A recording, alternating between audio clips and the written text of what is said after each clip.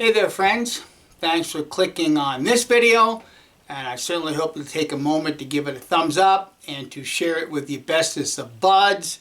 And I know I said I was all but done making homemade black powder, and for all practical reasons I am done with it. I've gotten the information that I so desire when it comes to making homemade black powder, but the other day I happened to be shuffling things around in my shop and I came across a pile of some black walnut that I've had, well, for about 3.5 decades now. It's pretty old.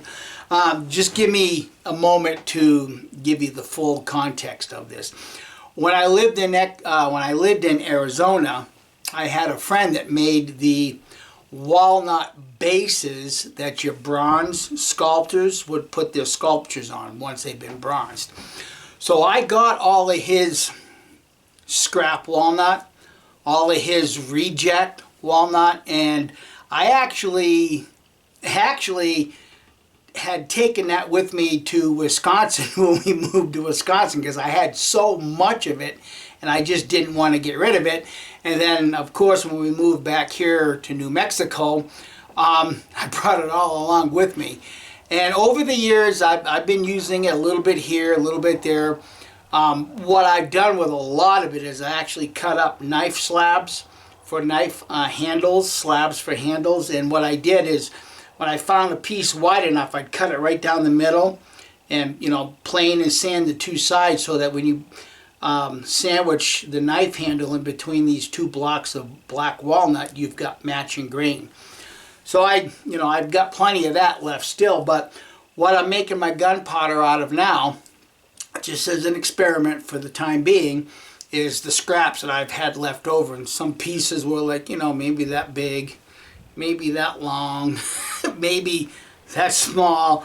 I know I should have shit-canned it a decade ago, but for some reason I just can't throw that stuff away, because I always try to find value even in the little tiny pieces. So I found a value, and I hope that this will make good gunpowder. I don't know.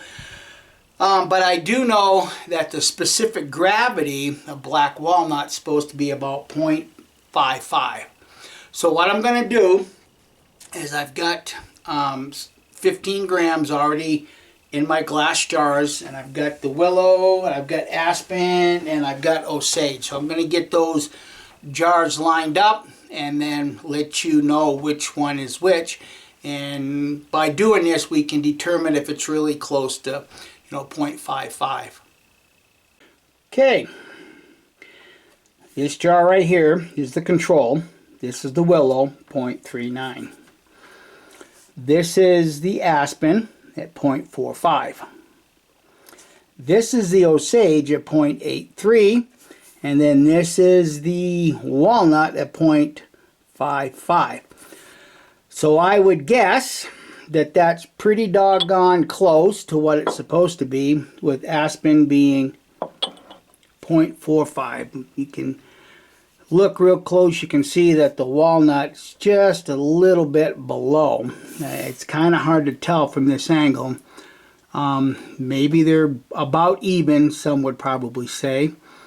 But that's close enough for this purpose of making gunpowder, because obviously the potassium nitrate would come up, well, better yet, let me just go get 75 grams of potassium nitrate. So here's your 75 grams of potassium nitrate, and you can see that there's more volume in these glass jars of potassium nitrate than there is black walnut. So that should be more than enough potassium nitrate to consume and hopefully burn clean the black walnut. So I'm going to get this in the ball mill, get it pucked up, get it sized and grained, and I will meet you out at the shooting range. Just hold your horses. I'll bet you guys thought I forgot. I almost did. Got a clean block. I just got done pucking this gunpowder.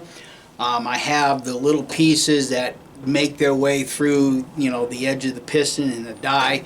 So I'm gonna string them out right here, and we'll do an early burn test. And bear in mind, it's not wet, but it's still a little damp from whatever moisture that I've used to help, you know, facilitate the compacting of these pucks.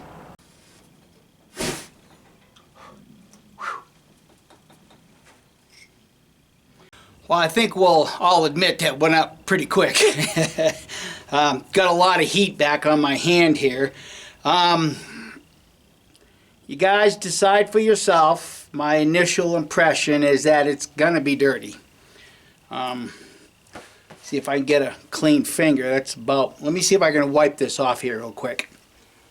Okay, there's the finger. Yeah, it's not that bad like that, but let me wet it. Well, I would say it's about right in the middle of everything, I guess. But you know, you guys decide for yourself. Of course, what it does in the barrel of a gun with a thermal runaway, and what it looks like, you know, on the patches once the gunpowder is, you know, properly sized, graded, and dry, might produce something a little bit different. So let's get on to the next test. Now, for me, it'll be several days. For you, it'll be just a flash in the pan. All right, now let's do the test. Here's a clean block. I'm going to compare the two blocks after this burn, but this gunpowder is now dry, corn sized. It's a good blend of 2,3F with some of what you would consider a 4F as far as the fines are concerned. So 30 grains, we'll burn it and we'll compare it.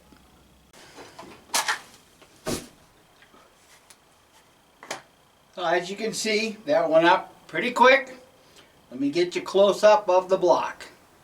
So this powder was milled for 30 hours. There's a close up of the block. I would say it's a tad bit cleaner. Again, all of the potassium nitrate, very minute. There's the finger, dry. Wet it down. It's not really all that bad compared to some of the other ones I've done. In particular, the barberry and or the cholla cactus. This was this block, and this was the block from when it was still a little damp. You guys can compare and decide for yourselves. It burned pretty good. I would say that block, or it's fairly clean, but what it looks like after 5 shots in the patches, we'll soon find that out. So before I get to the first shot with Walnut, I've got 80 grains by weight, and if you guys can see where that's at, I would guess it's about pretty close to 85 grains by volume. So let's see what it does through the chronograph.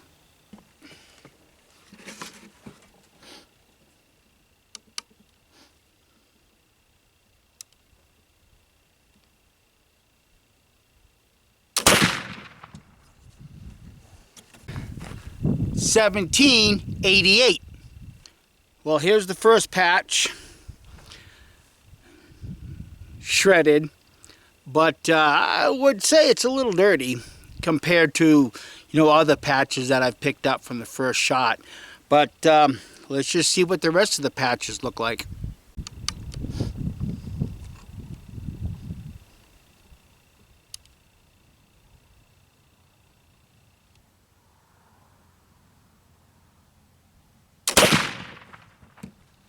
$17.46. Well, I found the second patch. It's dirty. I would say that Walnut is going to be a dirty gunpowder, but I got 3 more shots to take, so let's see if it's going to improve. No, it's not. It's just going to get worse.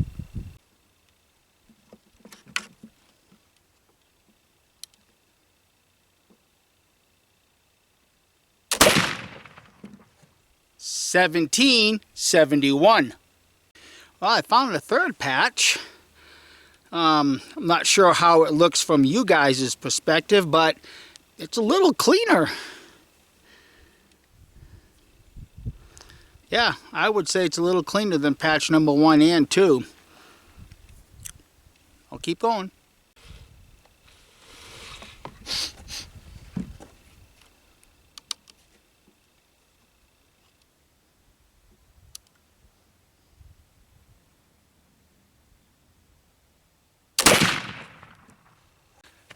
$17.68.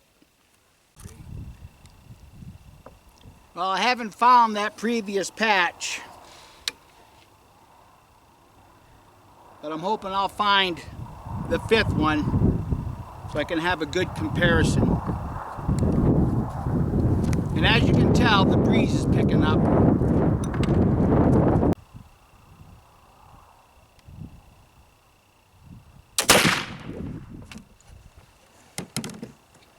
$17.51. I'm going to see if I can find the patch, grab the target, do the math, and we'll see where we're at with black walnut. Well, there's that patch. I would dare say it's cleaned up a little bit from the first and second shot. Let me grab those 2 patches. So that was the first patch. Compare that to the 5th one. Judge for yourselves. This was the second patch. Compare that to the first one. Judge for yourselves. I'm kind of wondering now if I didn't suck all the moisture out of this particular patch, because typically what I do is before I seat the ball, I suck the moisture out of it, and I may not have done that with this one. But that 5th patch, at this point, compared to the first, I'd say they're about equal.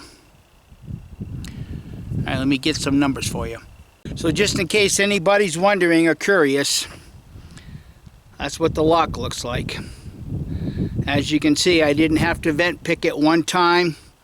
I would say it's a little on the dirty side, but it's nothing anybody can overcome pretty easily. Just a swipe of the finger, little bit of, yeah, that's underneath the flint. I'd say it's dirty. I really would. But it's just another source of charcoal if you don't have anything that's cleaner to burn. All right. So as you look at the target here, the average was 1764.8 with a spread of 42. That's not a bad spread. It's really not. And those 2 shots that are outside of the bullseye, well, that could have just been me. Thanks for watching, and everybody have a wonderful day.